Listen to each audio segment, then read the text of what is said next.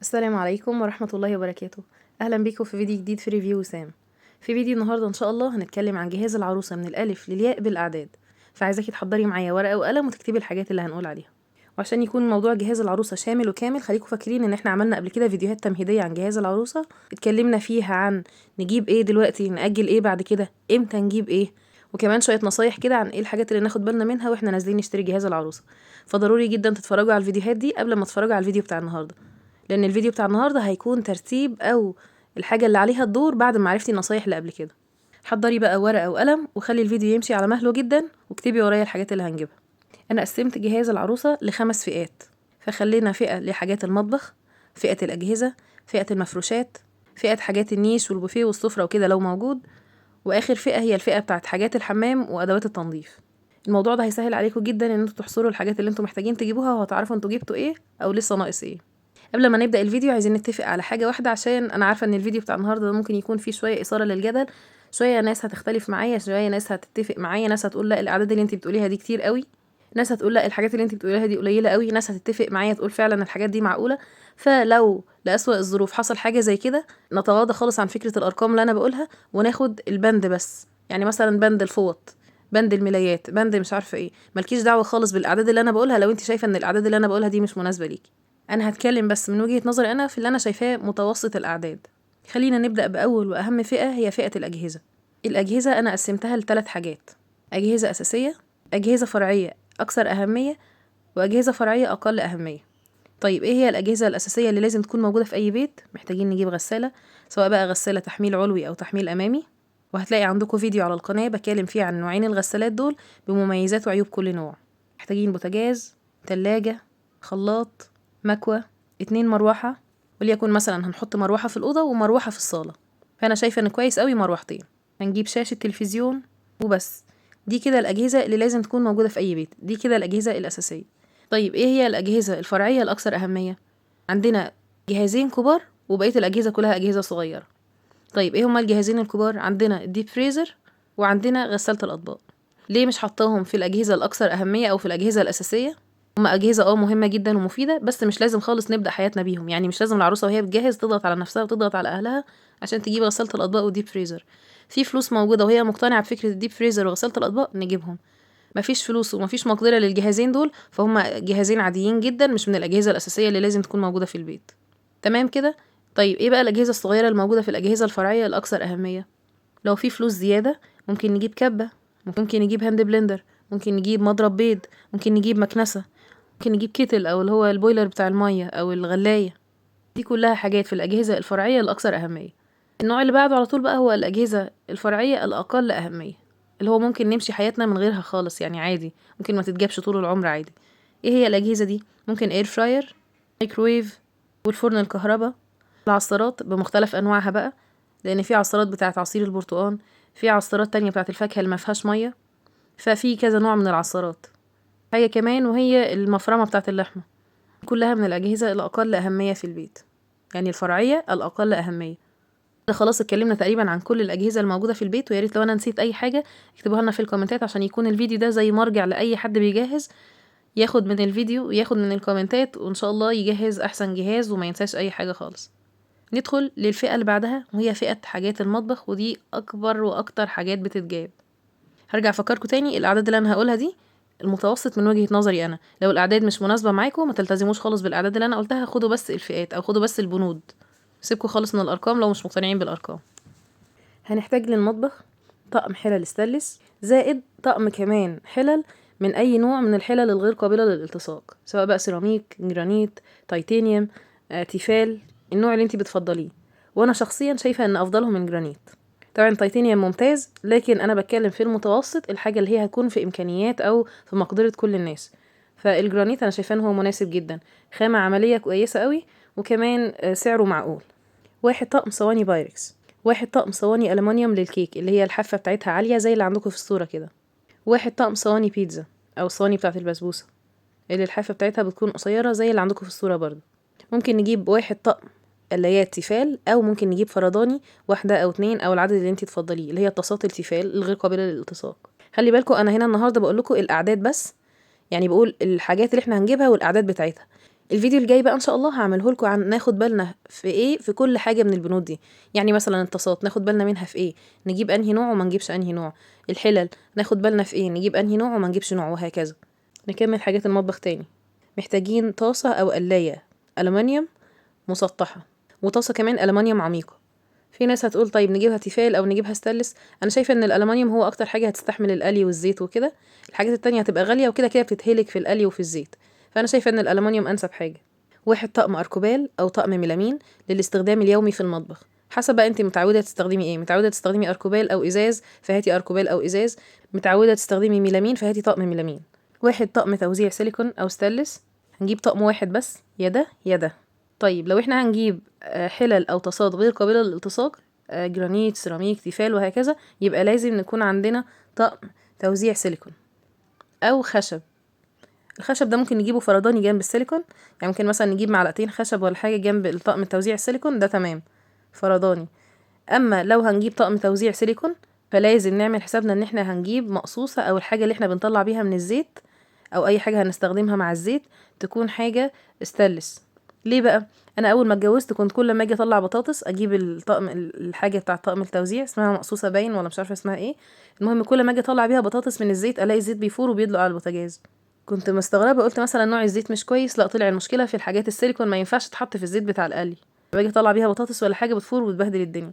فنعمل حسابنا لو هنجيب طقم توزيع سيليكون نعمل حسابنا ان احنا هنجيب مقصوصة او اي حاجة من اللي بنطلع بيها الحاجة من الزيت تكون ستانلس مش سيليكون. يبقى تاني هنكرر الجزء ده تاني، هنجيب طقم توزيع واحد بس، يا سيليكون يا ستانلس. لو هنجيب حاجات غير قابلة للالتصاق هيكون الطقم بتاعنا سيليكون، ونجيب معاه واحد مقصوصة او الحاجة اللي احنا بنطلع بيها من الزيت تكون ستانلس، وكمان ممكن نجيب معاه معلقتين خشب فرداني.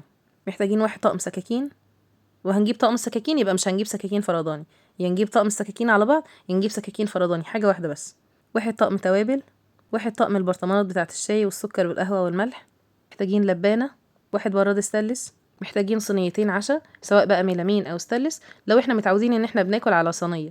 طيب الناس اللي متعودة ان هي بتاكل على ترابيزة او بتاكل على السفرة فهنستغنى خالص عن البند ده. محتاجين صينيتين او 3 احجام مختلفة من الصواني الميلامين الصغيرة اللي هي الاستخدام الشخصي او الاستخدام اليومي في البيت. هنعمل مثلا كوبايتين شاي فهنحط على الصينية الصغيرة الميلامين دي. هنعمل مثلا سندوتشات وجنبها شاي بلبن فهناخد الصينية الأكبر شوية، فمحتاجين مثلا صينيتين أو 3 أحجام مختلفة من الصواني الميلامين الصغيرة دي. محتاجين كمان للمطبخ 2 طقم كوبايات شاي، وأنا بفضل إن احنا نجيب الطقمين زي بعض. ليه بقى؟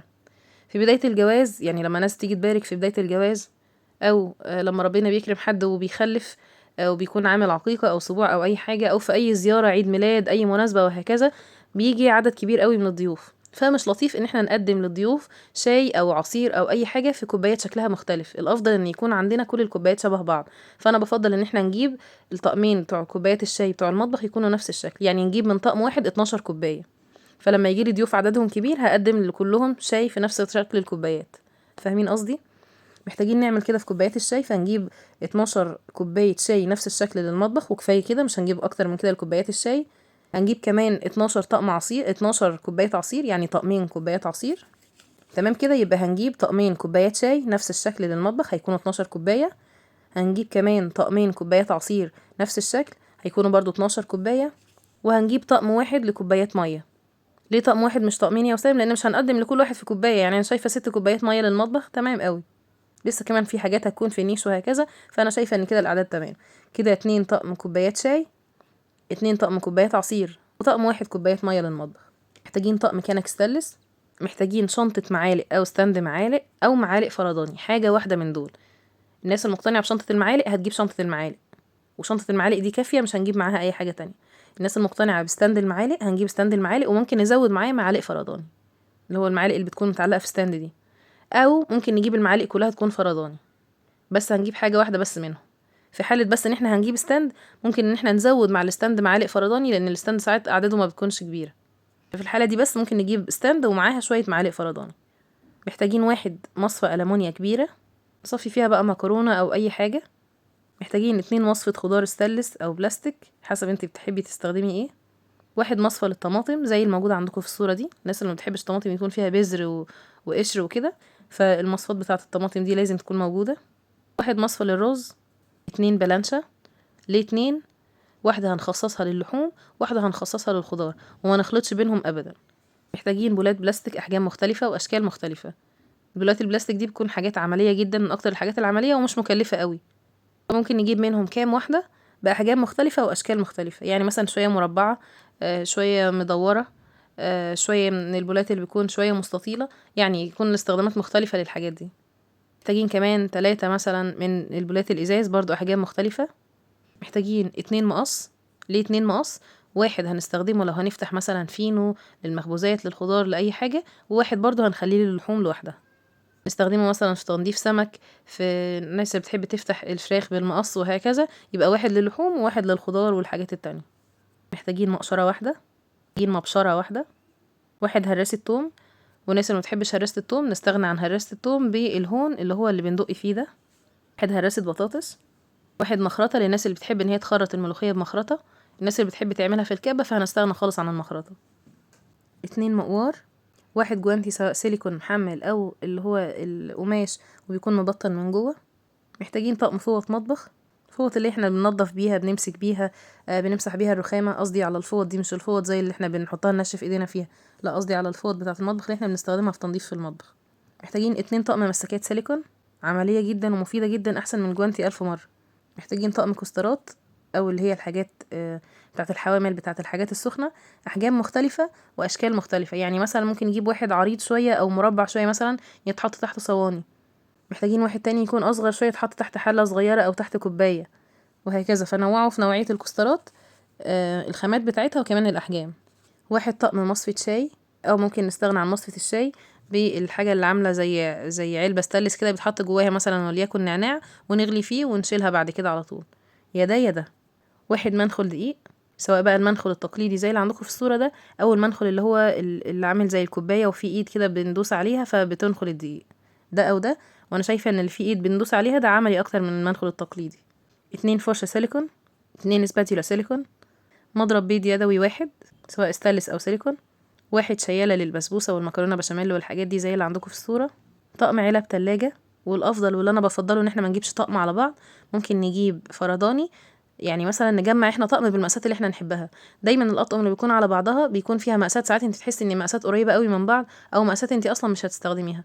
انا شخصيا لما كنت بجهز يعني جبت كل الاحجام اللي انا محتاجاها وكونت بيهم طقم مع بعض، ده بيكون عملي اكتر. ممكن يكون اغلى شويه بس بيكون عملي اكتر. محتاجين سكريه، والسكريه دي ناس كتير قوي بتنساها، بس هي مهمه جدا لما بيكون في ضيوف. مثلا لو جالنا ضيوف واحنا مش عارفين السكر بتاعهم ايه، فانا بطلع الشاي من غير سكر خالص، وبعدين بطلع السكريه ومعاها معلقه، وكل واحد يحط السكر المناسب ليه، فما ننساش السكريه. واحده تكون شيك كده تقدم للضيوف. محتاجين 2 دورق للميه والعصير، وليكن مثلا الاتنين ازاز، او واحد ازاز واحد بلاستيك، بس يكون بلاستيك نوعيه نظيفه. محتاجين 2 مج، او بالكتير قوي 4 مجات. انا شايفه ان 2 كويس قوي، هو واحد للعريس وواحد للعروسه، بس لو حد هيزود قوي يعني خلاص بالكتير قوي يكون 4 مجات. محتاجين صفايه للمعالق، صفايه مواعين، واحد منع فوران. ومنع الفوران ده لما تجيبوه، للناس اللي ما تعرفوش هتدعيلي، منع الفوران ده عباره عن ازازه كده من البايركس، بنحطها في اللبانه واحنا بنغلي اللبن، يعني بحطها في اللبانه واحط اللبن واحطه على النار عشان يغلي. اول ما بتحس ان اللبن وصل لدرجه الغليان، درجه حراره الغليان، منع الفوران ده بيفضل يعمل تك تك تك تك تك تك تك عشان ينبهك ان اللبن غلى، فروحي اطفي عليه عشان اللبن ما يفرش ويبهدل البوتاجاز. فوجودها مهم جدا على فكره، هي مش غاليه، او يعني قبل كده ما كانتش غاليه، ما اعرفش دلوقتي في الاسعار اللي كلها غاليه دي بقى اسعارها ايه، بس هي مهمه ومفيده جدا وهتوفر عليكي كتير قوي في اللبن اللي بيدلق الحرام، بيدلق كل شويه وبيفور، وكمان في تنظيف البوتاجاز كل شويه.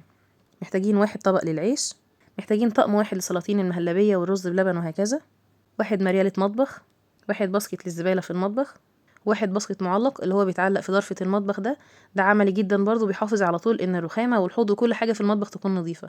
بنحط فيه بس كيس كده، نقشر اي حاجة تروح نازلة في الكيس ده، وفي اخر اليوم نروح واخدين الكيس ده ورمينه في الباسكت بتاع الزبالة، ويكون كده خلاص المطبخ على طول نظيف. كمان ما ننساش نجيب واحد شبشب للمطبخ، يكون ده مختص بالمطبخ بس، ما نتحركش بيه في الشقة خالص، ده يكون شبشب للمطبخ بس. وبكده خلاص كمان خلصنا الجزئية بتاعت حاجات المطبخ. نيجي للي بعده على طول، هو الجزئية بتاعت حاجات النيش والبوفيه لو موجود بوفيه. محتاجين واحد طقم صيني، وطقم الصيني هنا بقى عليه كلام، انا هقولك وجهة نظري الشخصية، والمقتنع يعملها واللي مش مقتنع خلاص يعمل اللي هو شايفه. اطقم صيني دلوقتي بقى سعرها مبالغ فيه، وكده كده ما بنستخدمهاش بشكل مستمر، يعني تعتبر بتستخدم لما بيكون في عزومات، ونادرا لو حد بيستخدمها في الاستخدام اليومي اللي هو نطلع منها نستخدمها يوميا يعني. فانا شايفة ان احنا نكتفي بنص طقم صيني. نص طقم ده يعني ايه؟ يعني مثلا جابوا الكرتونة وفتحوها وقسموها بين عروستين؟ لا، في حاجة اسمها نص طقم.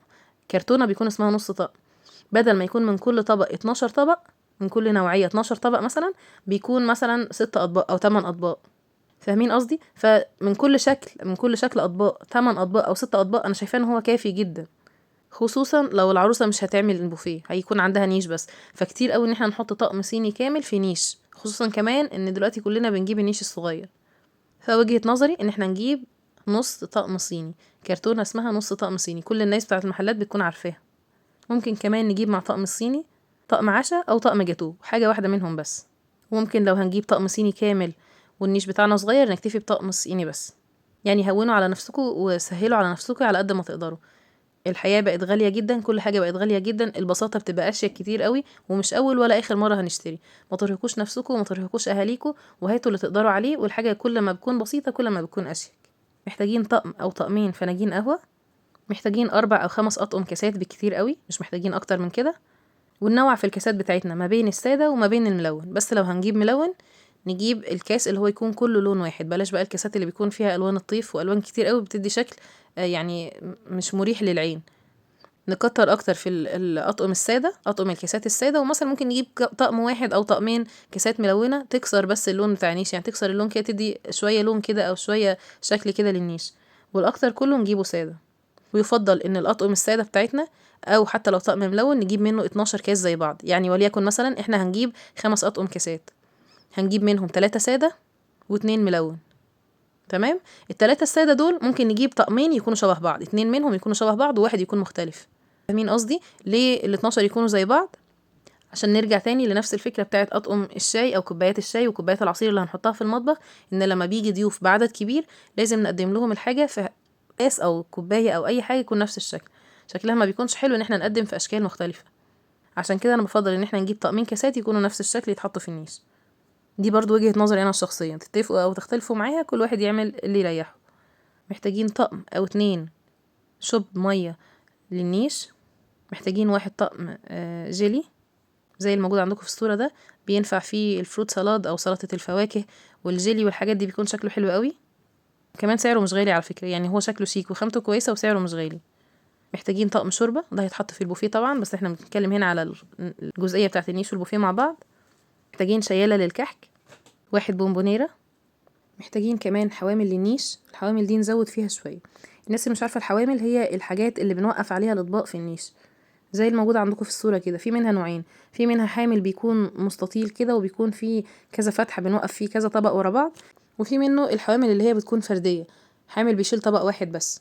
طبعا اللي بيكون طويل مستطيل بيشيل كذا طبق ده كويس، والتاني كمان كويس. بس لو احنا هنجيب الفرداني عشان نتحكم في المكان اللي احنا هنحط فيه الطبق، مش شرط نرصهم كلهم حوالين بعض او جنب بعض، فنجيب كذا يعني نجيب شوية كتير من الحوامل الفرداني دي. ليه؟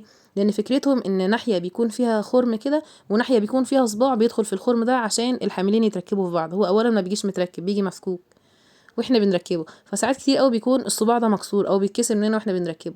فهو مش غالي، فممكن نجيب منه كتير شوية عشان نكفي الحاجات اللي احنا عايزين نرصها في النيش. محتاجين كمان نجيب مفرش للنيش، ومفرش للبوفيه، ومفرش للسفرة لو هنجيب سفرة وهنجيب بوفيه. بس الحاجات دي انا بفضل ان هي تتجاب في الاخر خالص بعد ما نستقر على شكل العفش ولون العفش وهنجيب ايه ومش هنجيب ايه، فنخلي المفارش دي للاخر خالص. خلصنا كمان الفئة بتاعة حاجات النيش والبوفيه، نيجي للحاجة اللي بعدها وهي المفروشات. محتاجين في المفروشات 2 بطانية سرير كبير، وطقم 1 بطاطين سرير أطفال. دايما حاجات الأطفال بيكون 2 مع بعض، بتكون دبل. يعني مثلا طقم ملايات بيكون فيه ملايتين، طقم بطاطين بيكون فيه بطانيتين، طقم الحاف بيكون فيه لحافين. فكل ما اقولكوا طقم خليكوا فاهمين ان هو يعني حاجة واحدة لكل سرير. يعني مثلا طقم بطاطين يعني بطانية لكل سرير، ان هو طقم واحد يعني. محتاجين 1 لحاف فايبر للسرير الكبير، وطقم لحاف صغير لسراير الأطفال. محتاجين 1 أو 2 كوفيرتا للسرير الكبير، وطقم كوفرتات لسرير الأطفال.